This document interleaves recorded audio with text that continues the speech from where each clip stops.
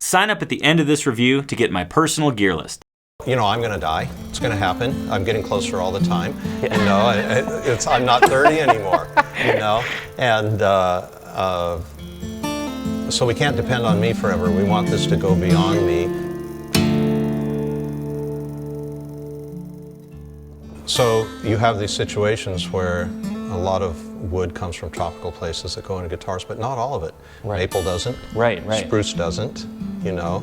Koa is tropical, but it comes from Hawaii, and we love Hawaii. I love Hawaii. I have renewed interest in it because it's a tropic on U.S. soil, which means that there's potential there for something really long-term. Right. That I believe that Hawaii will still be Hawaii a century from now, and that we'll still have the same types of laws of ownership of property and use of wood and these types of things. And so I see something really valuable there for us to develop that. And then my colleague from Pacific Rim Tonewood, Steve McMinn, is now starting to do work in doing better starts, either from better seed banks or even cloning of the most magnificent maple trees that we've harvested. And he's working with Simon Fraser University up there. Wow. And they're doing these cloning starts.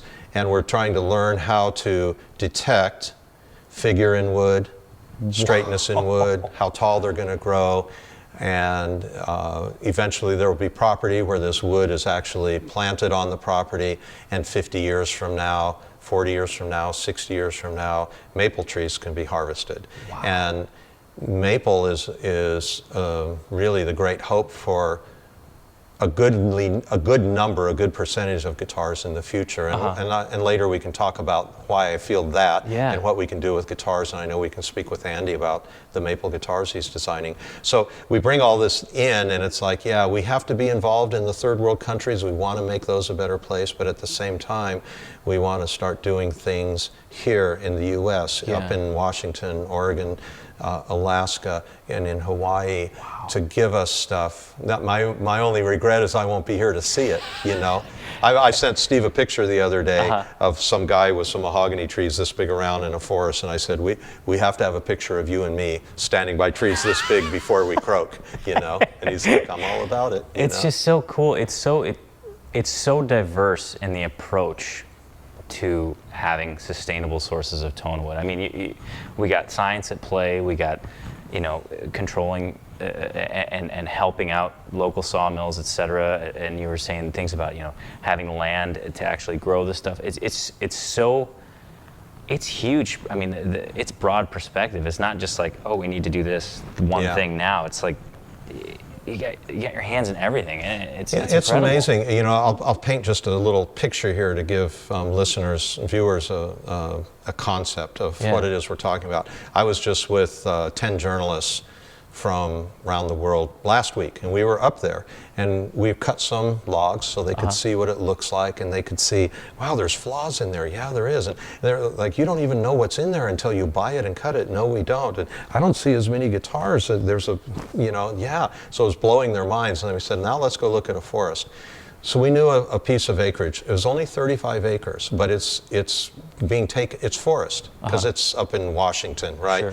It's forest, and it's being taken down for development right now, because there's development on all four sides, and so somebody's going to log it. And we went in and did a complete survey, and there's 3,000 trees on that 35 acres. Now imagine, 3,000 trees, big ones, on 35 acres. And out of those 3,000, 80 of them were maple trees. And out of those 80 maple trees, one of them was a guitar maple tree. Okay? Whoa. And that is the percentage of wood that gets to make it into a guitar. Wow. Now, imagine if there was 35 acres that we planted superior maple starts in. Mix some other species so it's not a monoculture and it's prone to disease. You've got to do good forestry and know how to do it. But imagine how many trees could be on 35 acres, or how many trees could be on 100 acres. You could have thousands of them, and then you could make guitars in a perfectly legitimate, sustainable fashion. So that puts a little story, a little picture. Yeah, wow. That's, That's fast. I'm kind of wowed. I'm Yeah. speechless. I just want to say thanks. Yeah. You know, I mean, it's as a guitar player, you play it and you enjoy this end product, and then to get the backstory, even before it's been cut and quarter sawn, etc. That's huge. That's a huge deal, and to have that forward thinking is just thank you. I mean, that's incredible. Well, that's incredible. It's our pleasure. It's to me, it's incredibly important, and to have that long outlook, that Yeah. really long-term outlook, where you're saying, no, it really is time to plant. Yeah. We'll go ahead and do it. You know, let's just do it. It's you know, I always say time goes by whether you do something or not, and that 100 years is going to go by. Right. So let's get the things in the ground and tend them, and set up an organization, you know, a company that would be there to take care of it until their time comes. So you've talked about maple quite a bit, and I want to pose this question to you. So we have the sustainability piece, and I'm seeing a lot of changes in Taylor in the last couple of years, changing models, et cetera. How are these sustainability concepts, i.e. maple is the one that's on my mind, playing into development of new models? Well, why don't we talk about Andy Powers for a minute first, and then I can move into those answers. Please. So, you know, I'm going to die. It's going to happen. I'm getting closer all the time. You know, I'm not 30 anymore. You know, and so we can't depend on me forever. We want this to go beyond me. And so Andy Powers joined us, and of course, Andy is the best guitar maker I've met in my life. He's brilliant, and so making a way, taking this company and sort of setting it up so where Andy can really influence what good guitars are for the next 40 years or however he can work. And one day he'll find himself in my position deciding who's going to take over for him. Sure. But he's the wellspring of our design now. So he's improving our guitars a lot because he's got a knack for it. And that knack has been honed through the 10,000 hours of hard work that you hear about. Yeah. And he's also an incredible player, so he knows the difference himself between a good guitar and a great guitar. Whereas I have to ask somebody the difference. And so he redid the 800 series, of course, and people know about that, and it's a wonderful guitar.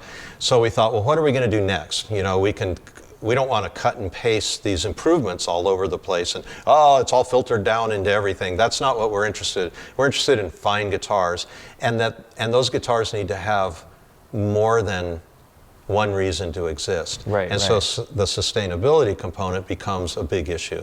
So we looked at our 600 series, and Andy can tell you more about this than I do when you talk to him. Sure. But, you know, the idea is, take a rosewood, this is the way maple guitars have been made in the past. You take a rosewood and spruce guitar, and you take off the rosewood and you put on maple. And then now that's a maple guitar. But in reality, the guitar needs to be different than that to be an incredible guitar. Right? And so Andy knows how to do that, and he is doing that. One of the reasons is because we need to start to train the world over the next, I'm talking a generational thing, maybe 1 or 2 generations, to where more maple guitars are being made and played 40 years from now than today. Why? Because of all the things I just said before. Sure. We have to have some woods that are in there as a big player in the market. We make more maple guitars than anybody, but it's a couple thousand maple guitars a year out of 140,000 guitars. So it's not enough.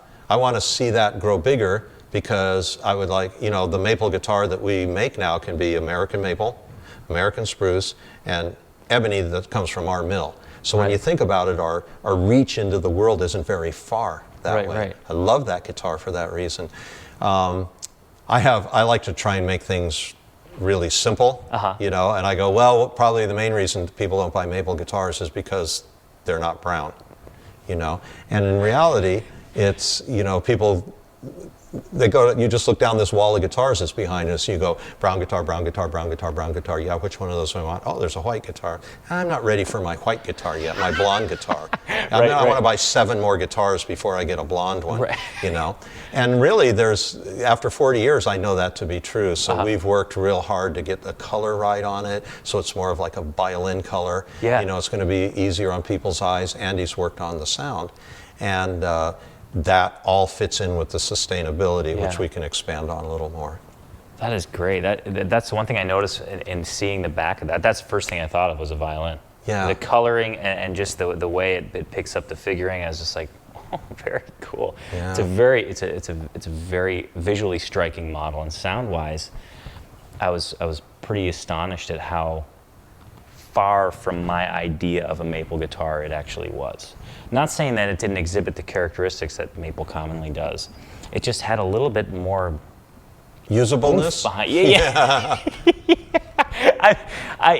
It's funny because the Acoustic Letter viewers probably know me. I always preface any maple guitar as, I'm not a big maple fan, but that's usually how it starts. And that's what, going into that, it was just like the mindset I had, and I was like, wow, this is the most not maple sounding maple guitar that I've played.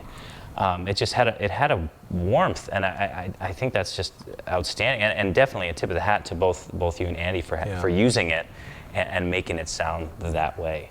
It's pretty incredible. It's not all about the guitar player. Sorry, guitar players, it's not all about you. And it's not all about the business owner. And it's not all about the florist. And it's not all about the dealer. And it's not all about any one of these single things. It's about this one guitar that we make every day. We do it hundreds of times a day, but it's about this guitar serving a lot of people.